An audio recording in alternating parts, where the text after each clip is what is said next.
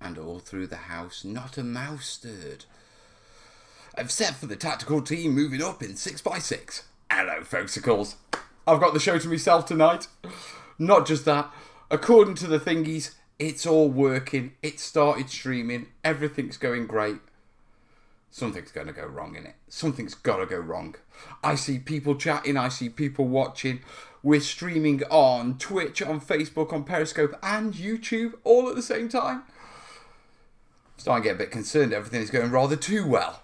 I've opened the Google Doc, which means the question doc is open. Yeah, if this is a Q&A show, if you've got any terrain-related questions, the link is down below in the description. Jump down below into the description. Go to the Google Doc. You don't need to be logged in or anything like that. Just leave your name, what platform you're on, whether it's YouTube, Twitch or Facebook, and then leave me your question and we'll get to those in about 10 minutes once we've built a few up. Remember, this is a question and answer show, so if I run out of questions, the chances are it's going to end before I saw it. I've got one question which is just hi, not the questions I'm looking for. Uh-oh. I hear a Willow. You heard correctly. Did I just? Come on then, Scroller-bot. I'm a Scroller-bot. You're not jumping on my knee. I'm too old for that. Well, you told me live streaming. Tell you what, you're getting big. So, folks, yes, obviously you can see it is Sunday night.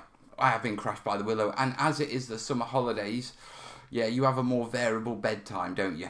So you go bed later, which means I can't even send a bed. No. So how's Brandon? Good. I can't even scare her off by talking about the boyfriend.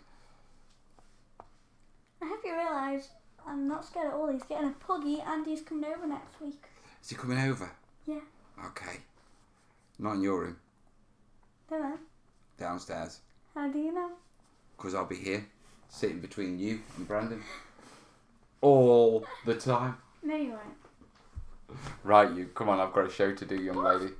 Well, look, I can't do the show with you sitting on me like that. I'm going to go get a shower. Well, go get a bloody chair then. Hello, folks, of course. Nothing changes, does it? Right, let's have a look at these questions.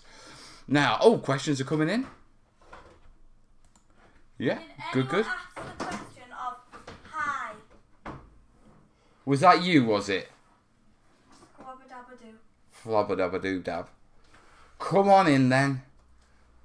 I'm seeing loads of people in the chat. Hello, folksicles. Odin saying Viking season starts to be over, so I'm back. Our Odin's been a Viking. How long you been away for, mate?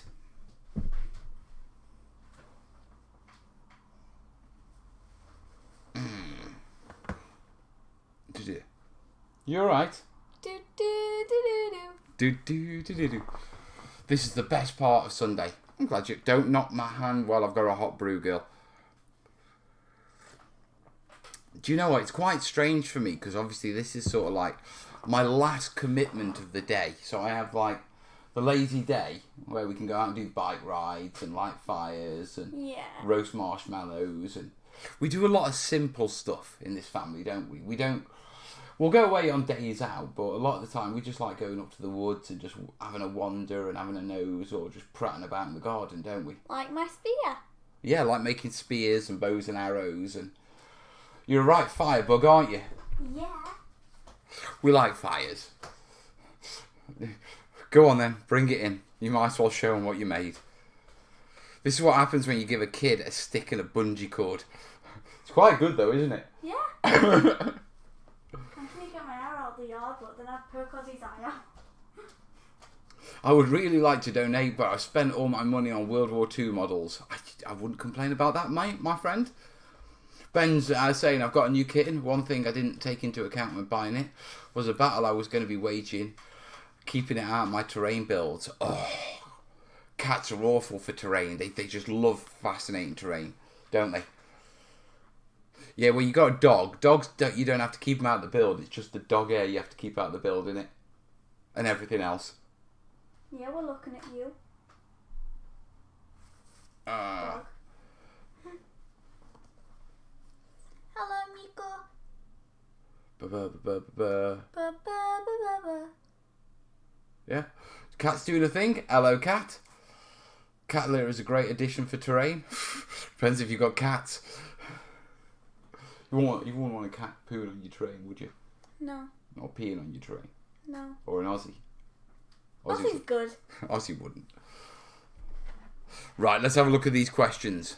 I call it the Yellow River. I've got 2 questions in. Yeah, one's PVA related and one is teddy bear fur related. Now this week, to be truthful, I haven't been in the studio that much. I've been doing a lot of writing, haven't I? Yeah. A lot of writing. And a lot of bike rides. Yeah, a lot of bike rides. I've been spending some time with the little ones, haven't I? Yeah, well, you're off school. Did you just seriously call me that and I slipped? Little ones. You are little ones to me. You look, even your mum's a little one to me. Looking into a big set and worried about my cat deciding to sleep on it. Pointy bits. Generally, cats like enough space to fit on. So just make sure there isn't enough space to fit on and you should be fine. We've had lots of cats in the past. Why don't you just put a box on top of it?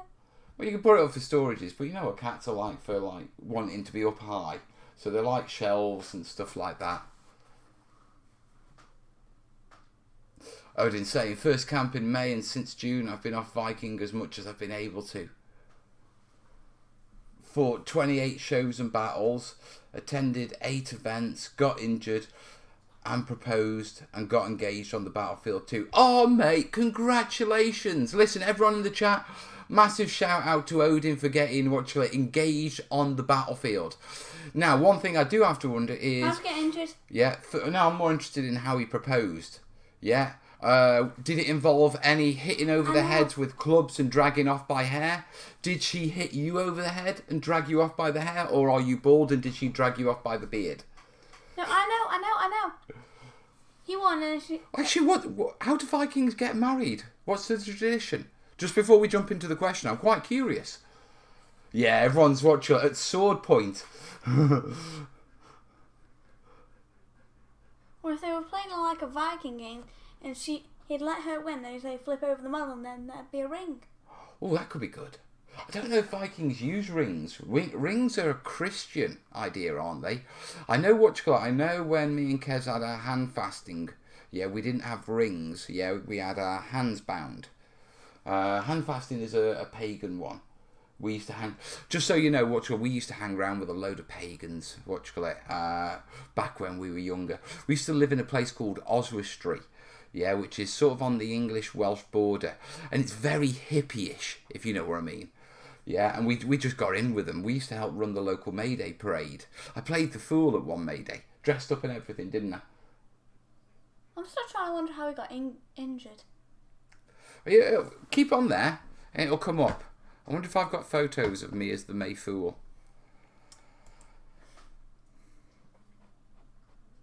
I don't know if I have, if we've got the family pics here. Oh, yeah. Archived. So, My Book Live. Let's go for family photos. Acupuncture. Just what would it be? Mayday?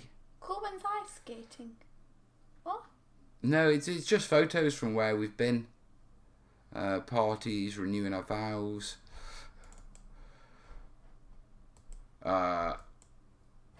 If you ever wondered, yeah, where me and Kerry renewed our vows, it was on a roller coaster. It was. Now everyone's going to be going, yeah, right. But it actually was. Yeah. That is me and my wife, probably about 8 years ago now, on Oblivion at Alton Towers. Where are you on it? I don't know. Find yourself. Renewing our wedding vows. Yeah, and see if we can see ourselves on this picture. That's a small picture, isn't it? Where are we? Do you see us? There and there. No. Do you think that's us at the back? Yeah. I don't know. Wait, did you have hair when you got married? That looks like Uncle Gaz and Auntie Becky were with us, which means that's your mum, and one of those is me. So yeah, we renewed our wedding vows on a roller coaster. Yeah. Wasn't there like a radio producer on there, so you got a world record? It was done by Signal Radio. Oh my god. No, not that one. I can't put that photo up. Don't show that one. I can see where I'm like most my parents, language. we've got a photo of Willow, doing the bird. I can't find the Mayday ones. I was going to say put up the one of me with the finger around my head. That green floofy thing. Oh, there's all sorts of photos of you. We took tons of daft ones. Right, I better get back to the comments. Right, just in case Odin's told us. I set up a stage show fight where the competing group had stolen our women. We broke through and rescued the women. And once I got to my girlfriend, I kneeled to propose. I would club my girlfriend. She's national championship class horse archer. She'd kill me in an instant. So she does the horse archery, like shooting targets whilst riding. That's skills. Odin, the romantic Viking cat, saying, that's brilliant, mate. That's absolutely brilliant. Zalath Gaming made a huge graveyard in one day. I'm well happy. Nice one, buddy.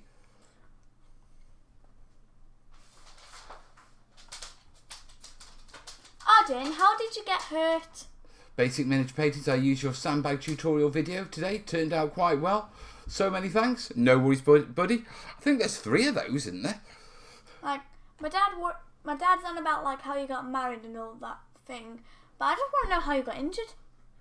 Can you please tell me? Okay, I'll leave that to Odin.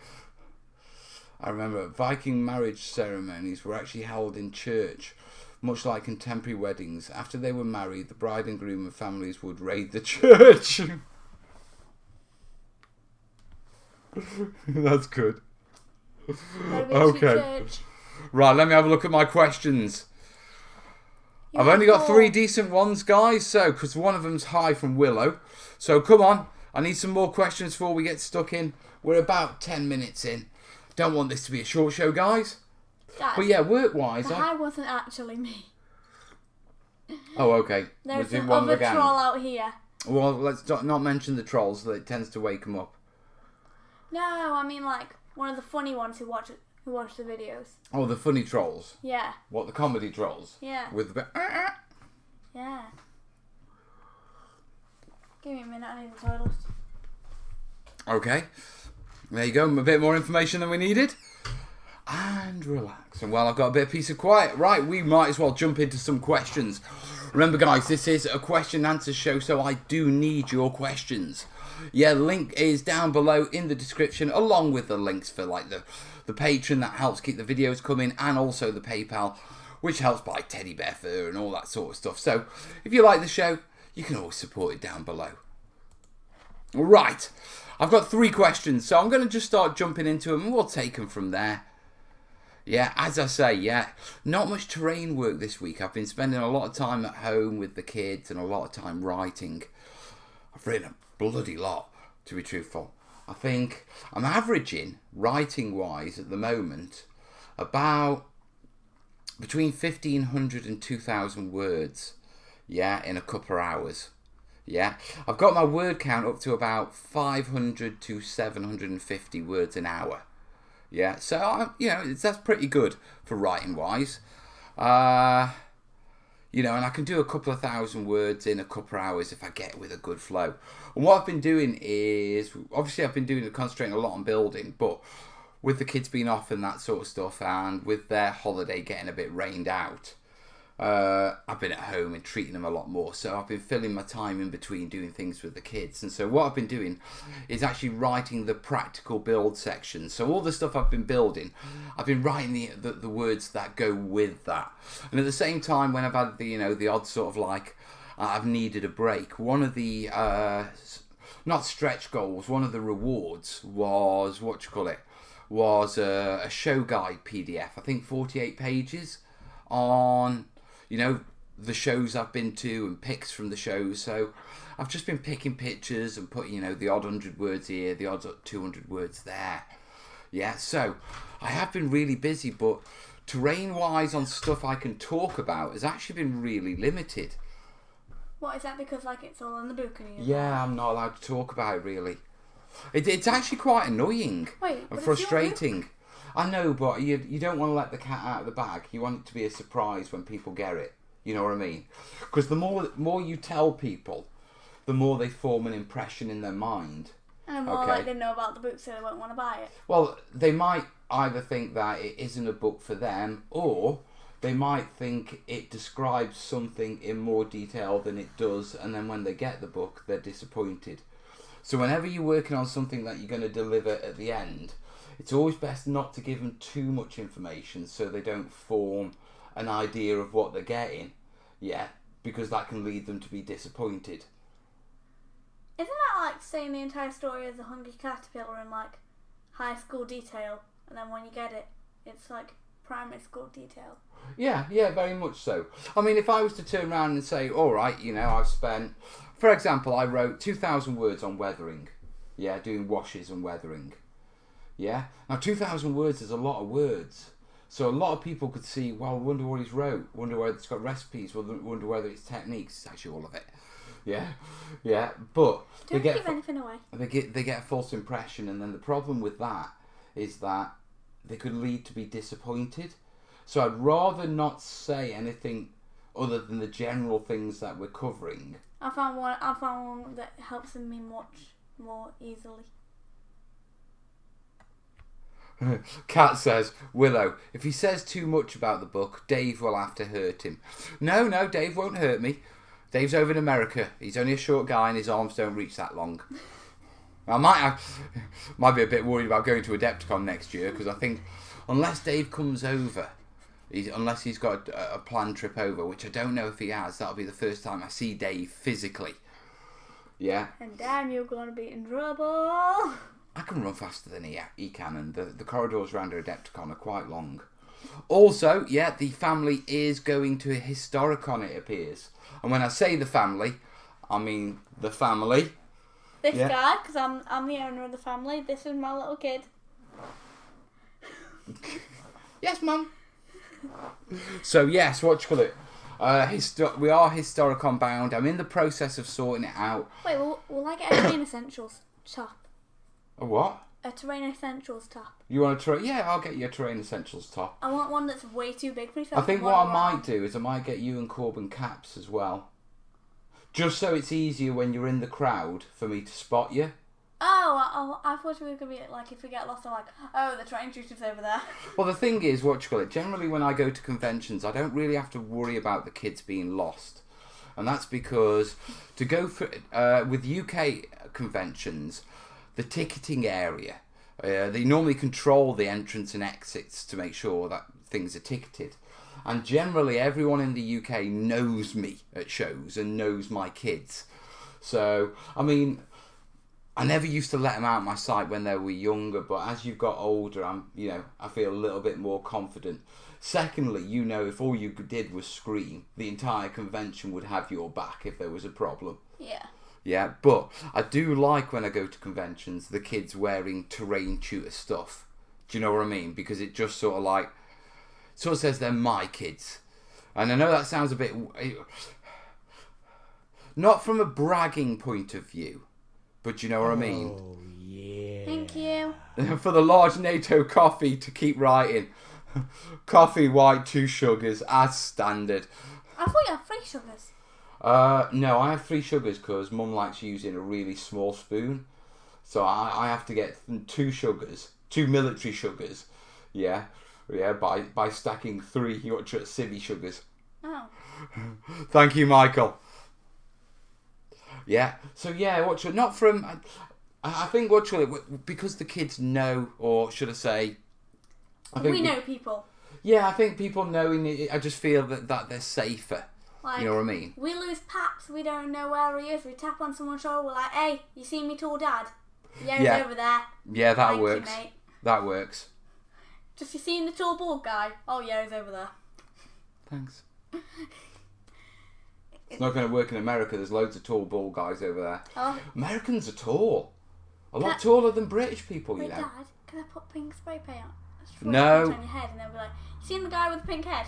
Oh yeah, he's over there.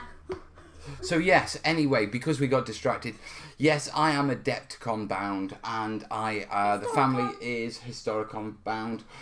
Right now, we're just planning on doing the Historicon convention, with the idea of we're going to extend the trip a couple of days before, and maybe a few days longer after, and we're going to go to town because you've never been abroad, have you, on a holiday?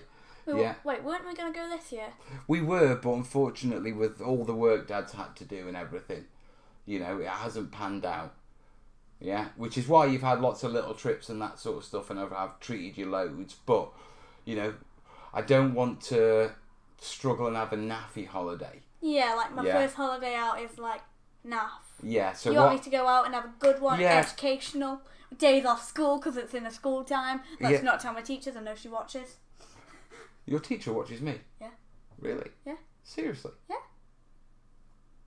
Hi, Miss Lockett. Miss Lockett watches me? Yeah. That's why I said don't mention how many days we have out. Right, okay. I didn't know your teacher's meant. Right. Okay. Well, how do you know she watches me? Oh, she played it. We heard her playing it in the middle of a lesson. And then we did that big report on you, remember? Yeah. Just so you we better explain this one to them, haven't we? Wait, Dad, we burned the book, I can't show you. Yeah. So anyway, Willow comes home and I say, well, what have you been doing at school today? Oh, we were doing biographies. All right, okay, and who did you do your biography on? Yeah. And she went, you. And I went, oh, what? So you had to choose someone to do a biography on, and you chose me. And what did you say, Willow? No, the entire class had to do one. On me. So is Mrs. Lockett a bit of a fan then? Yeah. Hi, Mrs. Lockett. She's a bit fit. Okay, guys, stream's over. And that's all we'll say to that. Dad, no. Oh, I thought, cool, Mum. We have to have t-shirts with the train tutor, 156 for Mel, 176 for Corbin, 1/100th for Willow. What are we doing for Mum? 1 million. Get the scales. I want to get onto t-shirts, by the way, and we do... Oh my God, we've got 9 questions. Oh, God. Right, we better get stuck into questions, haven't we? Finish what you were saying with the scales and the t-shirts. Yeah, what do you call it? We need to get into making t-shirts and that sort of stuff. Yeah. So I think you can become my t-shirt designer. Yeah, and what I'll do is 10% of the profits from the t-shirts, of the profits, not the gross sales, so 10% of my cut, not the total amount of the t-shirt cost. Okay. Economics. Yeah, can go to you if you design the t-shirt. Alright then. Yeah?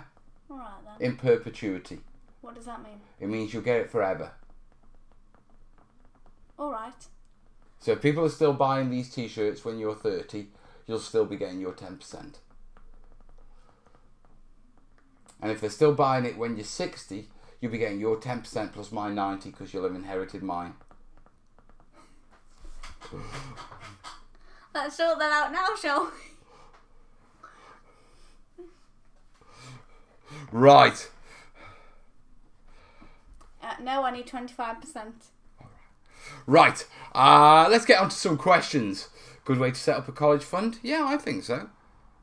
I'm a big believer in the kids earning and paying their own way. Not everything, obviously, you know what I mean? But I'm going to pay for my own college tuition. They need to learn and invest and have value and appreciate the value. Get the next set of bills. If you can, feel free. Okay, Blame Canada. Interesting username. Watching on YouTube. Double questions. What's the best way to colour teddy bear fur? And is it best to do it before or attaching it to the base? Right. Before. First off, before. Both of us are agreed on this, aren't we? If you put it on, while it's on the base, the entire base is going to be covered. Yeah. You do a lot of brushing with teddy bear fur. And so if it's attached to your terrain piece, you're going to have problems with the brush, dragging over the terrain piece. You're going to have problems with loose fibres and that sort of stuff and overspill. So always do your teddy bear work, colorizing it at the start. Now, right now, what I can say with regards to the best way to colour teddy bear fur is, it appears to be either specific dyes, fabric dyes, or you can work acrylic paint. Now, I haven't got the best way for you. There are a number of ways of doing it, but I'm working on this at the moment. Blobbing isn't one. No, we don't like blobbing, do we? Airbrush is pretty good. Airbrush is pretty good, but I like pre-wetting as a way of getting it through. But I think distributing it a lot more evenly in spots rather than trying to drag it through, it's going to work better. So we're still figuring this out at the minute. Hopefully in about a month or so we'll have got it nailed down, won't we? Yeah, and then we'll be able to do a back to basics video for you, or at least a basic video going through all the key techniques and the things to avoid. Look at the blue one. Look at the blue one. I see. I think Willow may be plotting your early demise now that you've said she'll inherit your share of the profits. Yeah, but you see, Willow's kind of short-sighted like that. She doesn't realise that the longer I'm alive, the more money I can make and the more profit she makes for doing nothing. Thing is, once my demise is finished, I can take over the entire company. I can get all the profits from the channel. I can make the videos. I can do everything. I know how to edit. Yeah, but you're rubbish at making terrain. I come from you. Must be from you then. You can throw that back at my face, but it still doesn't change the fact that you're rubbish at making terrain. You're meant to be teaching me, young father. Do you know what? Corbin is pretty good. You are like your mother. You always think you have a better way of doing it, or the prescribed technique that everyone has followed since terrain has been made is not the right technique and you have a better way of doing it. Yeah? Which means you always end up with a half-finished monstrosity, just like your mother. I'm unique. No, you're not. You're just like your mother. 10% for the designer doesn't seem fair, father. Will you go full historical after Historicon? No. No, it's just another convention. It's in no way me gearing my interest towards a particular genre or anything like that. You know, it's fair to say that Adepticon is the least historical of the gaming sort of conventions I've been to. Yeah, and so Historicon just balances that out the other way. Have her buy the book and then learn before taking over. Oh, there'll be tests. Right, questions. So yeah, we've done the teddy bear fur one for Blame Canada. Like I say, always work before you put it on the base, but above all, yeah, give me a couple of weeks and I'll be able to answer this question a bit better. Right, let's move on and do some more questions. Where's my keyboard? Right, Scott. Right, how do you get... Scott on YouTube is asking, how do you get PVA to mist? I go through it through a spray bottle at a decent ratio. It's to seal some foam foliage on seafoam after it's attached. Now this is a common problem that comes up with terrain making when you're mixing up your watered down PVA for squirting through a spray bottle. When you add PVA, it increases the density of the liquid, and that makes it more of a direct squirt than a mist, and people can really struggle. Now the key thing here is, one, make sure you include a flow aid. Yeah, that will help drastically. He made me do it. Yeah. The other side is that, you've got to thin your PVA down and keep thinning it down until it squirts as a mist. Now this can mean that you have to thin your PVA down a lot more than you'd prefer to. But remember, there's nothing stopping you coming back and applying more PVA. Okay, so give it a soak in. Yeah, give it half an hour for the bulk of the water to come off. Come back, give it another soak in, and then you've basically done 2 sealing coats. Yeah, but with a thinner solution, but it's ended up sealed still as hard. Okay, so with regards to the the squirty out of the squirters, yeah, it's about, what's it with you? No, you just walked me out. What have I done now? Yeah, it's about making sure that, one, your PVA solution is dilute enough and that you've got a flow aid in there. Also, check your bottle. Yeah. Window cleaning bottles. The stuff that you use for spraying window cleaner on bottles. They seem to have the best mechanisms for getting a fine spray. You're freaking me out. Oh.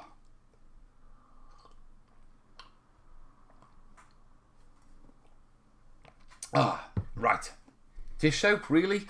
Dish soap will work. Yeah, but I mean, a decent flow aid. IPA alcohol, 99% will work. I tend to use Artist Flow Improver.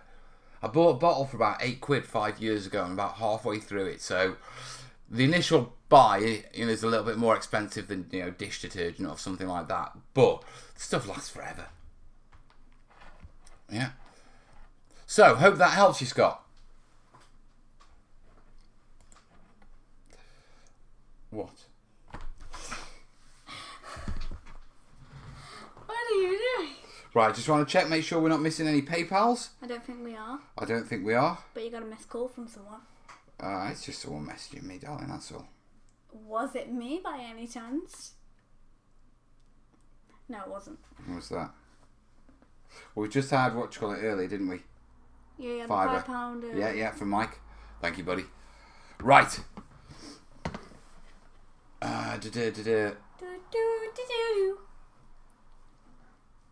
Right. So, Diggers Outdoor is asking, what are some of the things that you use that are not really for terrain building? For example, maybe using a blender to make ground cover from dried leaves from outside. We barely have any good leaves in Britain. We do. I'm just trying to think. Turkey basters. They're good for getting PVA down on pre-wetted surfaces. Why can't you just use a I use a lot of silicone spatulas and bowls and stuff where I'm casting, and they're usually from cake making.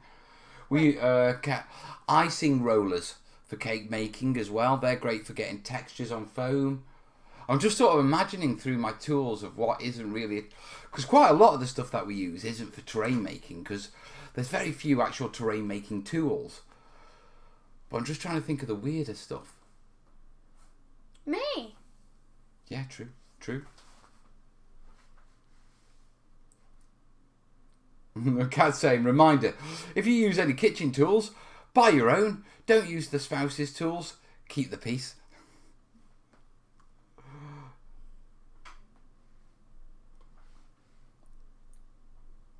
I'm just actually, there aren't many, to be truthful.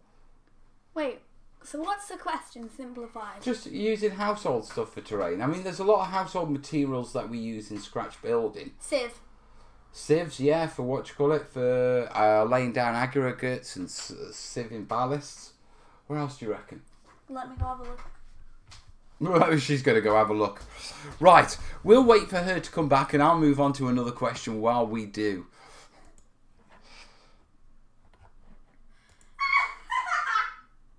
Okay. Come on, Dad. It's a question. What? Which one are you on? Was it you who's sending interesting questions about you? Yeah, this is all from my lovely daughter, from your lovely daughter. Go on. I literally planned everything else so I could get away. Right, Norm is asking on YouTube. I want to drape a battle mat over the edge of a table. I want to glue rock faces and foliage onto the draped battle mat. What adhesive would you use? The material is synthetic, probably polyester. Right, so you're saying you want to drape a battle mat, but I'm going to make the assumption that you're using the battle mat to create a ground texture and then you're going to build that ground texture up from it.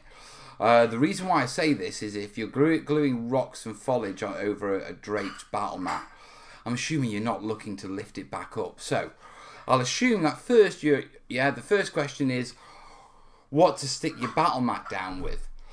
Spray adhesive, latex spray adhesive. Yeah, it doesn't matter what your battle mat is made of, whether it's made out of fabric, vinyl or neoprene. latex spray adhesive will adhere it to a gaming surface. Moving forward to what to stick to it, PVA, unless it's an actual material one, such as like the fleecy ones that you get from cigar box battle mats, PVA is not going to work. You're going to have problems. So what you're going to be wanting to look at is either latex glues, super glues, or hot glues. Or things like, for bulkier ones, things like silicone sealants. Yeah, they can be laid down and used as an adhesive. Silicone sealants were, if you're not planning on gluing down the actual battle mat and you're wanting to glue rocks and foliage to a battle mat you want to be able to lift up, silicone sealant would be the best option. It would give the strongest bond, but it's flexible. Yeah, so those would be my choices for glues. Norm. Really depends whether you're fixing the battle mat down or you want to roll it again as to what you would use. Latex glues and silicones for keeping it flexible. Yeah, and hot glues, super glues if it's going to be stuck down. I've never used a whisk in anything. Can you just use it to like grind down stuff? No. Okay, next. Moulding. Yes, yeah. We've used these ice cube trays. Yeah, stick Daz modelling putty in those, and you get tank traps. And yes, cheap and nasty grinder. You can get foam on this and make fine foam by grinding sponges. And do you know what these are for? Picking up sausages? No. There's a special technique. Yeah, but do you see that? Here, come here. Look really close. You're gonna clip my nose. I've been doing these sort of things too long, and I can't even draw them in. I thought I was being really subtle then. What else you got for us? Holy spoon? I'm not sure. Sticks and clay. You're gonna have to put all this back in the kitchen, you know. Sticks and clay from fruit. You got snakes. Okay, and then sieves have you got? No, I've got a fork for texture. Yeah. I have actually used a fork for texturing, yes. Then we have sieves. Sieves. Yeah, okay. There we go. Willow does know stuff you have used. Oh. I was going to grab a crisp packet, but... No. So, Norm, I'm not really sure, but I hope that helps you. Yeah, I would recommend silicone. Yeah, to be truthful. Stinks a bit, but it's a great adhesive. Right, you can take all those back now and put them away. Now you've emptied the kitchen. Right, Justin's asking on YouTube. I'm planning on building a 12-inch by 12-inch diorama of Zulus versus Royal Marines based loosely around the Anglo-Zulu War. So what product would I use to base the ground of the diorama with? Right, what product? That would be... If my memory of Michael Caine films is strong enough, you're going to be looking at quite parched, dried, baked ground.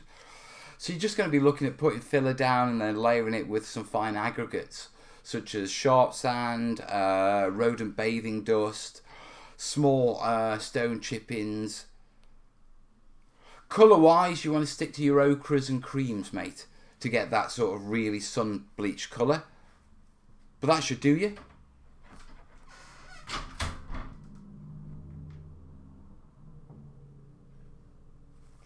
Doing terrain stuff is fun, but when I need to do something in a ventilated area, I get weird looks doing stuff in front of my house.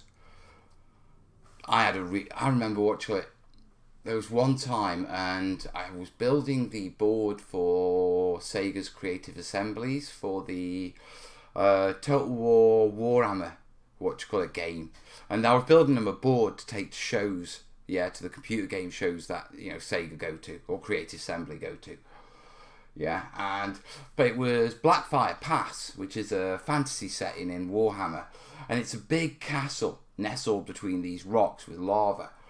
And so when I was airbrushing it up, because it was involving a lot of airbrushing, I couldn't do it inside, and it was a nice day.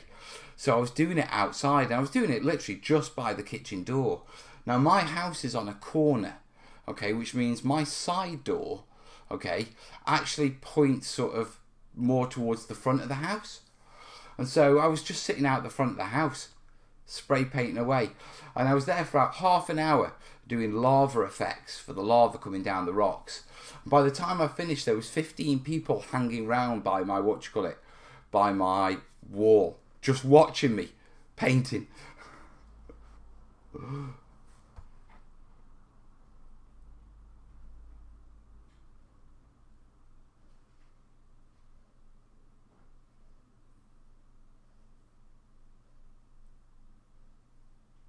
Right. So that's Justin's question done. Right, 8 of 11. Rippers?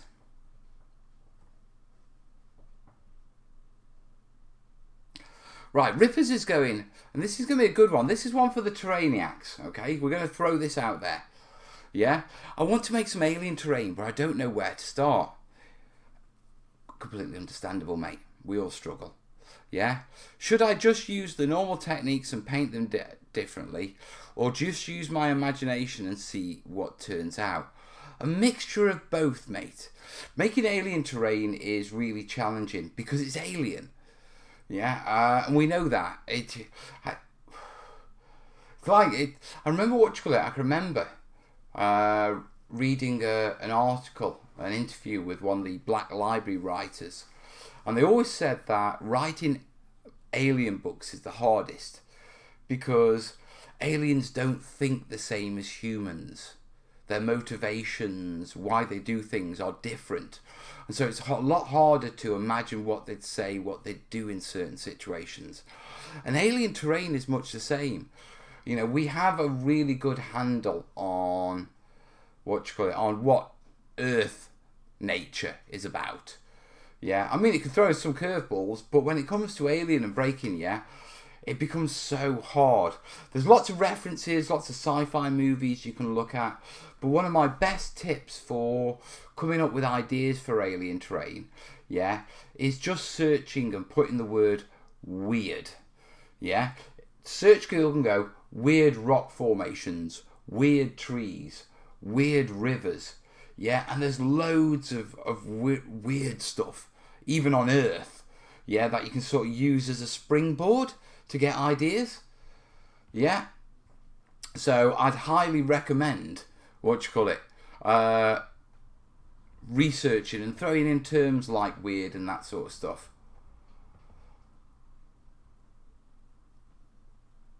Right.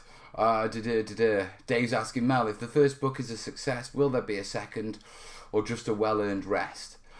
If the first book is a success, I think there may be a second, but there will be a well-earned rest, yeah, in between.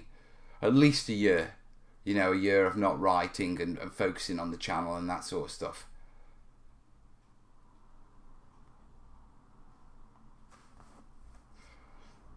Jez is saying, hey, bud, yeah, expanded foam is alien looking. It certainly is. Looks intestine looking. Yeah, Red Green saying Lost in Space. Yeah. BZ saying, I think it's impossible for the human mind to actually think of something truly alien, since in the end it is all somewhat going to be based on something from Earth. Yeah, very much so. Aquarium plants and dried roots for alien terrain, perhaps. Look up architecture in video games on our alien planets. Another good reference. For alien fauna, I use bags of pot puree. Lots of strange shapes in multitude of colours. I do too. Yeah. Starship Troopers. Another good reference. Alien worlds. Ground forms will be much the same. Maybe different colours. But the flora would be different. Wow, I don't know about the ground forms. You can say the ground forms would be the same, but you could turn around and say, well, what effect would a binary star have on the geological processes of a planet? What's that going to do to tectonic plates? Hey, Tam? Hey, Tam? Hey, I'm sharp tonight, Tam. The movie Avatar, yeah. Aliens 2, yeah. Old space cartoons. Alien terrain, I think you just need to have an idea of the direction. A desert type, a water type, industrial metal places. and then go nuts within that framework. I do think framing your research is good. Like Kat says, right? The general style and the theme of the planet, yeah, and then fill that, because you could still come across water stuff, yeah, for an industrial one that you could go, oh, I could modify that and put it in storage silos, and that would work really well.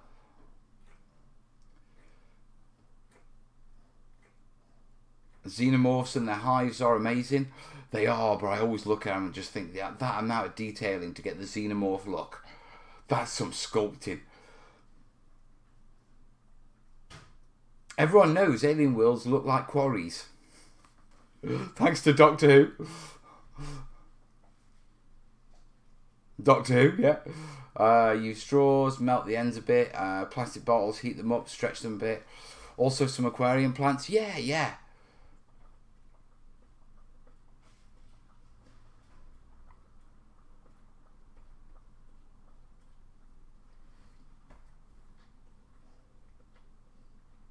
But Tansei, Mel, with more strain on tectonic plates, you'd likely have volcanic terrain in indigenous... I can't even say it. And, you know, that rock that you get with volcanic stuff. Basically gaseous rock. So yeah, plenty of options there, but I think the key thing is define a framework. Yeah. Narrow your referencing down and just go all over the place. And then with regards to building, yeah, use different materials, use melting, stretch things out. You know what I mean? And I think you'll pull it off, mate. Hope that helps you, Ripper. If it does, links down below, buddy. No, alien worlds all look like the Pacific Northwest Stargate. Okay, Sander. I'm building a Gaslands board. Need on advice on how to make it more apocalyptic. I suppose first, yeah, if you want to make it more apocalyptic, what's your reason for the apocalypse? Okay. Is it climate change where the earth has dried out, you know, a bit Mad Maxy? You know, or is it climate change where the earth becomes flooded? Yeah, a bit Waterworldy. Or is it viral? Yeah, so the earth's fine, but everyone's dead. And so it's all a bit overgrowny. Yeah, first thing is establish the reason for your apocalypse. And then you can sort of follow through what would happen. You know, would buildings just be simply overgrown with cars being left, or... My phone's buzzing. Would the last dregs of human society, which I imagine if you play in Gaslands, some humans will have survived, would they have changed structures and tried to make new buildings out of the scrap and go down that route? Overgrowny, he's saying, Sandra is saying. I Am Legend. Go and watch that film and follow that then, mate. Loads of good reference on that one.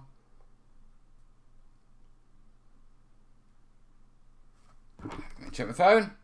Sure I'm not missing anyone.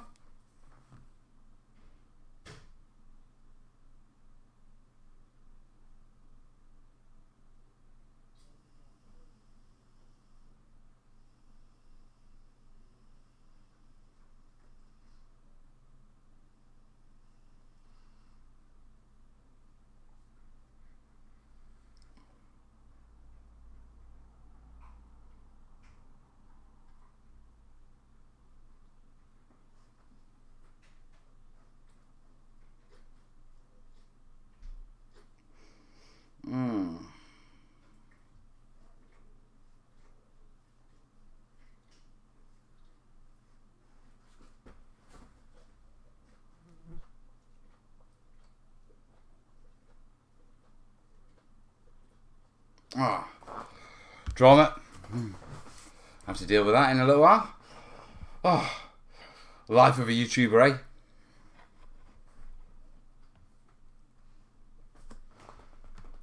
What's that? Oh, people are doing Patreon.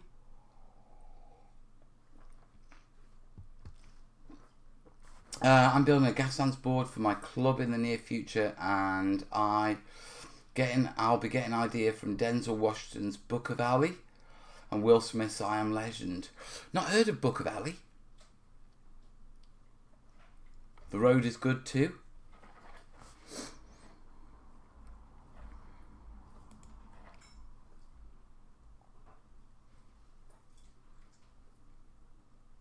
Red green. So at Historicon, I get to meet Willow, Corbin and Kerry, but no Oz. No, unfortunately, I can't bring Oz to, Oz with me, but, you will meet the family, matey. Right. Question 11 or 13. Machine Gunner Charlie. What would be the best way to texture buildings on a 132 scale? Couple of options when it comes to texturing buildings. You can use texture paste and mix up like texture paints by adding aggregates or fillet foam. You can do fillet stipples and that can add a fine texture. You can use various sandpapers to add to the building and get a texture that way. Along with, there's a load of different texture sheets that can be used as well, if you know what I mean.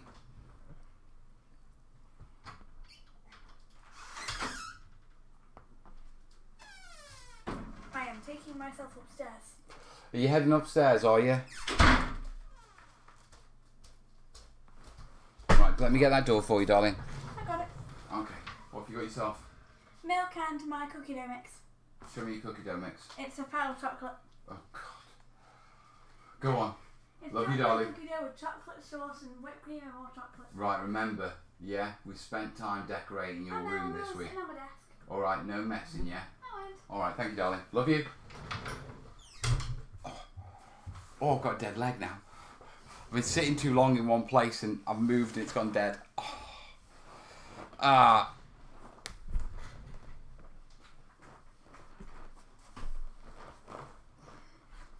So rewatched the Book of Ali a couple of days ago. It still holds even when you know what happens. Ooh, I'll have to have a look. So yeah, Charlie's already replied. Yeah, mate, there's a couple of options to be truthful. Yeah, whichever way you want to go. Pre-printed, all that sort of stuff, or you can go down the route of, sort of doing it yourself and doing the detailing yourself. Right. And 12 of 13. Gary's asking, what are you doing on Thursday? I will be in the studio on Thursday. Now I know that the streaming stuff is working and everything back. Yeah, it's bank holiday Monday tomorrow. I'm taking that off. I've got a video to upload, so I'll finish editing it tonight. I'll get that uploaded for Tuesday for you. Yeah, and then I'm actually taking the rest of the day off. And then I am in the studio Tuesday through till Saturday working on the book.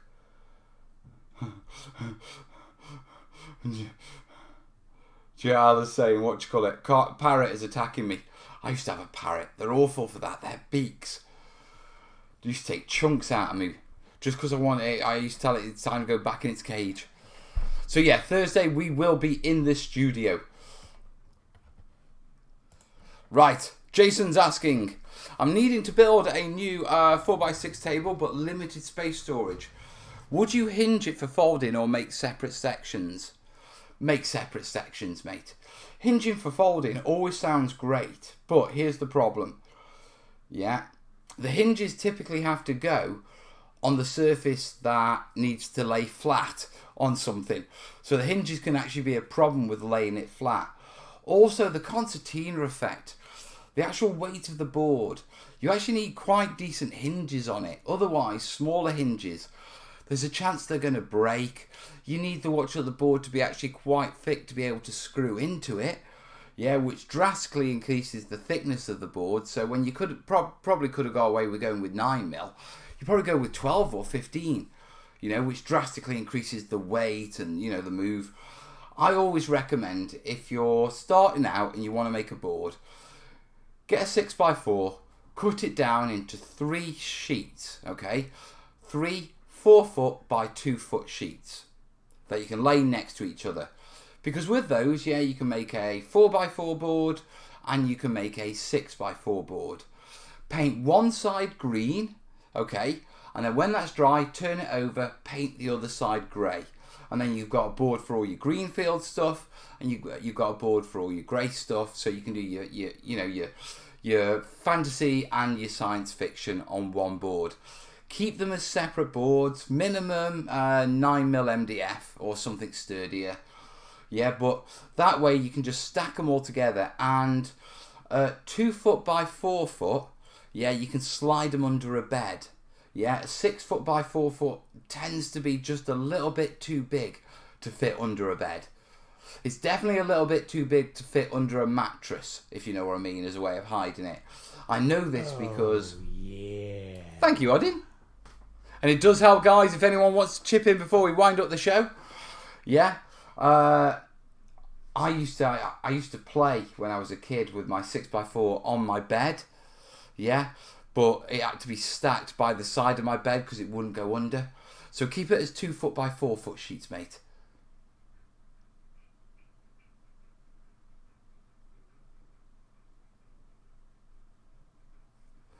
So I think that answers that one. I wouldn't hinge it though. Skip the hinges.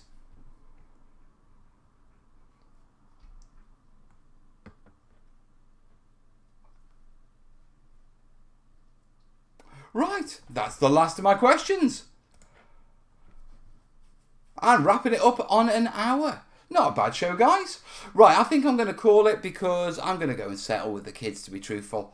I'm going to chill with the kids. I've got what, 1,500 words to write on modularity tonight, so I'm going to sit down with Kez, put a film on, sit with my laptop and just do some typing and write up my modularity section before day off tomorrow. Seems strange saying day off.